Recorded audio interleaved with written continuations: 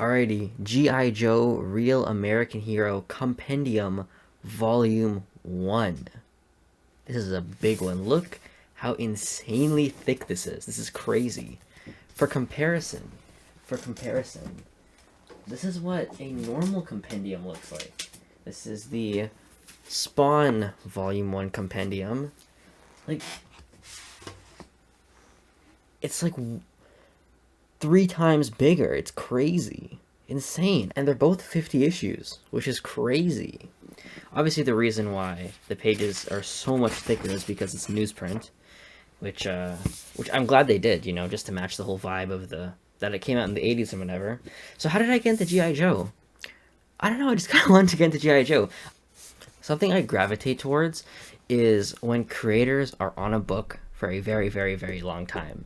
That's why I kind of gravitated towards the Spawn stuff, because Todd McFarlane, even though he doesn't write everything, he's still kind of in charge of everything, and he's been in charge for 30 years, which I find kind of cool. Even like Conan, you know, Jim Zub is like contracted to work on that book for at least the next couple of years, you know? So I really like when creators stick on a book for a very, very, very long time. And with Larry Hama, he's been writing G.I. Joe since 1982, which is insane. By the way, I literally can't see anything because my glasses are so foggy. I don't know why I still have them on. So I started reading the OG stuff. I've also put the new Image books on my pull list, so I'll start reviewing those ones when I get a chance to read them. But let's talk about the first 10 issues of this run, because that's all I've read so far. First 10 issues up to here. Yeah, right off the bat, they're pretty solid. They're pretty good. I have never seen an episode of G.I. Joe. I've never collected a G.I. Joe toy. Personally, I was more of a Transformers guy when it came to toys. And when it came to TV shows, 100% TMNT. I'm Team TMNT all times. The 2003 show, the 2011 show, even the 80s show, I didn't watch as much, but I've seen a couple episodes. I do like that show too. So when it comes to like Power Rangers, TMNT, Transformers, G.I. Joe, I'm 100% TMNT. Ironically, I haven't really read the IDW TMNT as yet, but I do plan on doing that at some point. So yeah, I'm kind of jumping into this completely fresh, completely new. The first G.I. Joe comic I ever read was the first issue of this.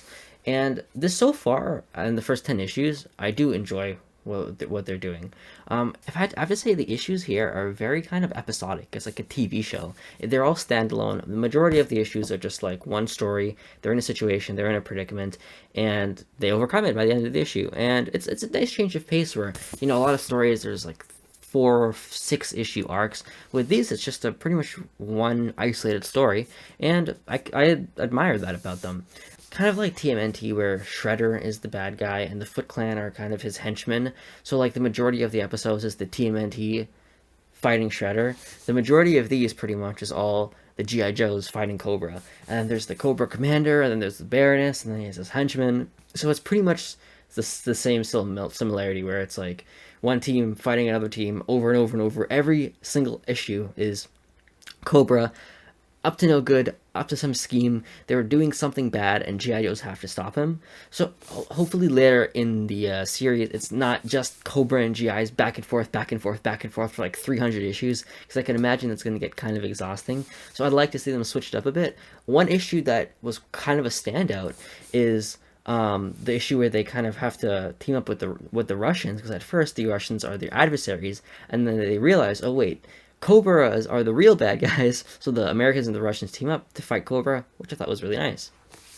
Something else I liked about that Russian issue is how their leader, I still haven't even got his name down, to be honest, but their leader, he kind of set them up, because he put them on a mission that was just a decoy mission, when in reality, they had some other secret operatives go get the MacGuffin, right? So he put the GI team on this like fake mission to kind of stir up some trouble to distract Cobra, and it's like, damn, this isn't as black and white as I originally thought it was going to be, you know, because even that leader, he was in talks with Cobra, so was that just purely to trick them, or is he kind of like a, you know, background type of Cobra operative? I don't know yet. Honestly, I don't remember anyone's name. I know Duke, I know Snake Eyes, Baroness, Cobra Commander, and I think that's the only people that I recognize. So I still have yet to kind of catch up on everyone's names, because I'm only 10 issues in. I have hundreds of issues to figure out everyone's names. But yeah, that was an issue I really like. Another issue I liked was this issue right here with this crazy mustache guy who kind of has this weird macho boot camp, and he trains these guys, and it turns out he's the bad guy, and he's like training them for Cobra, and it was a nice reveal, and obviously this guy is obviously up to no good, but it was another enjoyable standout issue. Probably my least favorite issue so far is issue 8. This one was just very hard to read in my opinion. There was so much things going on, so many different factions, and land, and sea, and space, and here and there. It was so hard to keep track of, and just very difficult to follow. So I found myself getting lost a lot in this issue, and I'd say out of all, like, every single issue, you can clearly tell, okay, this is what's going on, these are the good guys, these are the bad guys, this is what's happening, this is how they're tricking them, this is like, you can kind of piece it all together. This one I was just lost all the way through. I did not understand a single thing that was going on. I was just really lost. So that's probably my least favorite issue. Maybe I do have to give it a reread, just because of how overwhelmed I was reading it. Also, look at this crazy ass image of Baroness. Oh my gosh. She looks crazy. And she doing like a Hitler salute or something? Oh my gosh. As someone who mostly grew up reading like 90s and early 2000s comics, I never really read a lot of 80s stuff, so this is kind of my first step into reading like, especially early 80s stuff. And I have to say, like, just visually, I love it. It looks great. I love the colors pop so much, especially on the newsprint. It looks so nice. This vibrant, bright colors, not like super overly like rendered, or there's like still, like I was talking in the last video, like sometimes they just put way too much filters, way too much effects. This is super clean. It's super like just so pleasing to the eye, and I do love looking at it. Something I do have to say though, I am not used to this much text. There's so much text, and it's a lot of army talk, and it gets very kind of like they really hit you with a lot of stuff at once, so it is a lot to digest.